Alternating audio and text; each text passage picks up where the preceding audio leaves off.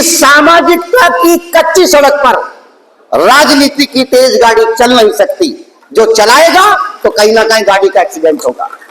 दलित समाज के तमाम नेताओं को, दलित समाज के तमाम बुद्धिजीवी वर्गों के लोगों को यह बात ध्यान रखनी पड़ेगी कि बिना सामाजिक आंदोलन को मजबूत किए वो राजनीतिक आंदोलन की दशा और दिशा तय नहीं कर सकते। एक छोटी सी बेटी जब पैदा हुई, बड़ी होती है, उसके साथ छेड़छाड़, उसके साथ एक अलग तरह का नजरिया, उसकी शादी होती है, किन परिस्थितियों में वो घर लौटती है, किन परिस्थितियों में बहुत सारे लोग उसके साथ जिस तरह का व्यभिचार करते हैं, किन परिस्थितियों में एक भोली भाली लड़की उस व्यवस्था को छोड़ करके इस देश की, जिसको आप एक दास्यु व्यवस्था कहते हैं, वहां जाकर के शामिल होती है। और इस देश की उस व्यवस्था से निकली हुई लड़की एक राजनीतिक कारण के कारण, एक राजनीतिक व्यवस्था के कारण आदरणीय मुलायम सिंह जी के निवेदन पर उस व्यवस्था को छोड़ती है और इस देश की ऐसी व्यवस्था में शामिल होती है, इस देश की संसद में जाकर के बैठती है। और इस देश की वही बेटी उसी सुरक्षित दिल्ली के अंदर उसकी एक व्यक्ति हत्या कर देता है, उसकी हत्या भी हो जाती है। कहां? दिल्ली, सुरक्षित दिल्ली के अंदर। किस बात के आधार पर? वो व्यक्ति ये कहता है, नाम है शेर सिंह राणा, कहता है कि मैंने बेहमई कांड का बदला लिया। इसी देश की व्यवस्था, इसी देश का तमाम तंत्र, देश की सबसे सुरक्षित जेल 2001 में हत्या करता है और इस देश की सबसे सुरक्षित जेल जो तिहाड़ जेल है, वो वहां से 1 साल भी जेल में नहीं रहता और बाकायदा छोड़ के चला जाता है। इसी देश में की व्यवस्था में शामिल होने वाला व्यक्ति 2014 में बाकायदा उस व्यक्ति के ऊपर इस देश की न्याय व्यवस्था मात्र 1 लाख का जुर्माना और उनको आजीवन कारावास। और वही व्यक्ति, इसी देश की व्यवस्था का रहने वाला व्यक्ति, कहीं ना कहीं 2016 से आज तक आजीवन कारावास की सजा भुगतने वाला व्यक्ति जमानत पे कहीं ना कहीं आजाद है। आज भारत की व्यवस्था में राजनेता है, आज भारत में राष्ट्रवादी जन पार्टी चलाता है। आज वही व्यक्ति जो इस महिला का हत्यारा है, जो इस व्यवस्था को कुचलने वाला है, वो व्यक्ति बाकायदा सरकारी अभिरक्षा में रहता है, सरकारी गंडों के बीच रहता है, सरकार के संरक्षण में रहता है। यही इस देश की व्यवस्था है, यही समावेशन है, यही मंथन है। देखिए क्या होगा, बहुत सारे सवाल होंगे। पराचा साहब चले गए। इस देश के कमजोर वर्गों के लोगों के अंदर अगर खामियां ना होती तो वो गुलाम ना होता। उसकी अपनी खामियां है। 92 सीटें इस देश में मुस्लिम समाज की ऐसी हैं कि जिन 92 लोकसभा की सीटों के ऊपर अगर मुसलमान प्रत्याशी को मुसलमान ही वोट दे दे तो इस देश में 92 मुस्लिम एमएलए पैदा किए जा सकते थे। क्या पैदा हो पाए? नहीं पैदा हो पाए। और एक छोटी सी बात और कहूंगा। देखिए सर, ये एक सामाजिक कार्यक्रम है।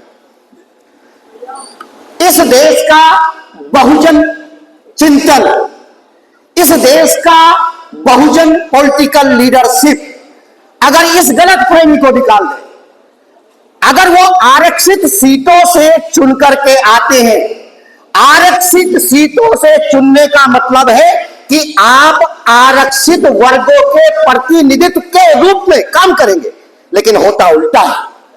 होता यह है कि आरक्षित सीटों से चुनकर आने वाले व्यक्ति उस समाज को रिप्रेजेंट नहीं करते, उस दल को रिप्रेजेंट करते हैं जहां से वो चुन करके आते हैं। और यही उनके दुखों का कारण है, यही दलित समाज की राजनीति का पीड़ा का कारण है।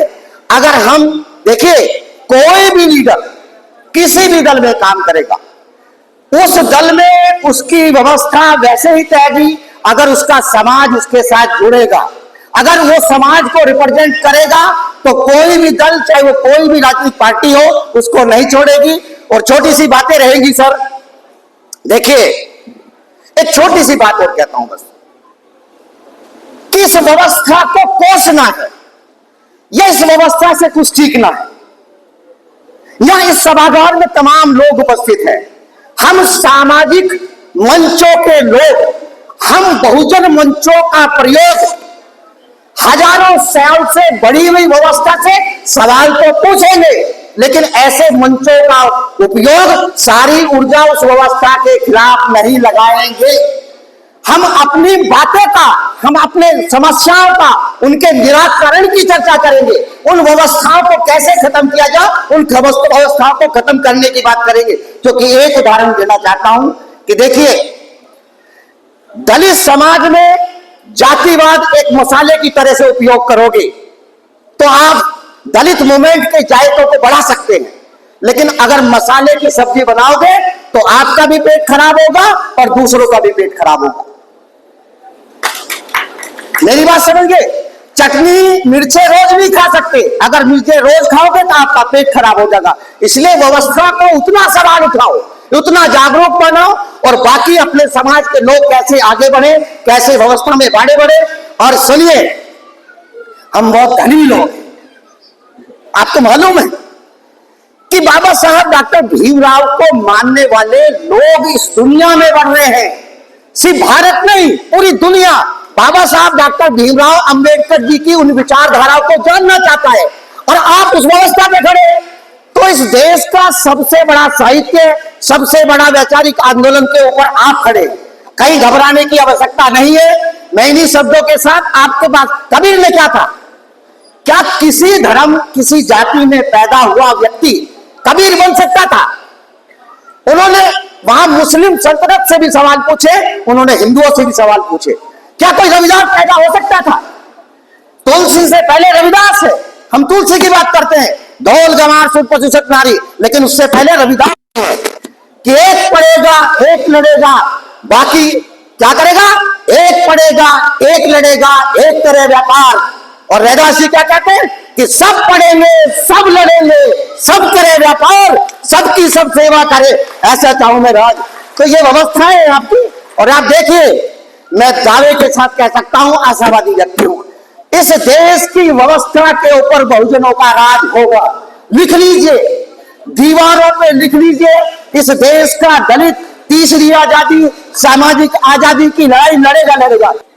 कि दुनिया के शिखर पर 1970 से 80 के बीच में एक शब्द की गूंज है, सामाजिक समावेशन। और 1970 में सामाजिक समावेशन शब्द की उत्पत्ति फ्रांस में अगर होती है, एक ऐसे बहिष्कृत लोग जो इस देश की व्यवस्था में शामिल ना हो सके, और ये शब्द आते आते 1995 में कोपेनहेगन में विश्व सम्मेलन में इस दुनिया के अंदर बहुत सारी व्यवस्थाओं में शामिल हो जाता है। इस शब्द की महत्ता हम दलित समाज के लिए बहुत ज्यादा है, क्योंकि यह शब्द कहीं ना कहीं समानता पर आधारित है। और आदरणीय मुकेश सिद्धार्थ जी, जिस शब्द का प्रयोग आपने इस कार्यक्रम में किया है, पूरा दलित समाज आपकी भूरी भूरी प्रशंसा करना चाहता है। पूनम देवी जी के जन्म दिवस के अवसर पर सामाजिक समावेशन शब्द का चुनाव अपने आप में एक बहुत बड़ी बात है, एक बड़ी सोच को दर्शाता है। अगर पूनम देवी जी का जीवन परिचय उसको आयु काल के हिसाब से देखते हैं तो एक बहुत छोटा सा है, और भारतीय जनमानस से एक सवाल पूछता है कि एक कमजोर वर्ग में एक महिला पैदा होती है, एक स्त्री के रूप में, गांव में पैदा होती है, गरीबी में पैदा होती है, सामाजिक रूप से कमजोर वर्ग में पैदा होती है। इस देश की हजारों साल से बनी बनाई व्यवस्था में क्या वो स्त्री फिट है? इस देश की बनी बनाई व्यवस्था, जो बच्चा एक स्त्री के रूप में बहुजन समाज में पैदा होता है, तो एक व्यवस्था से एक सवाल है।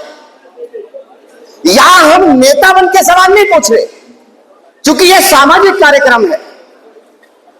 और मैं मुकेश सिद्धार्थ जी की इस बात के लिए भूरी भूरी प्रशंसा करना चाहता हूं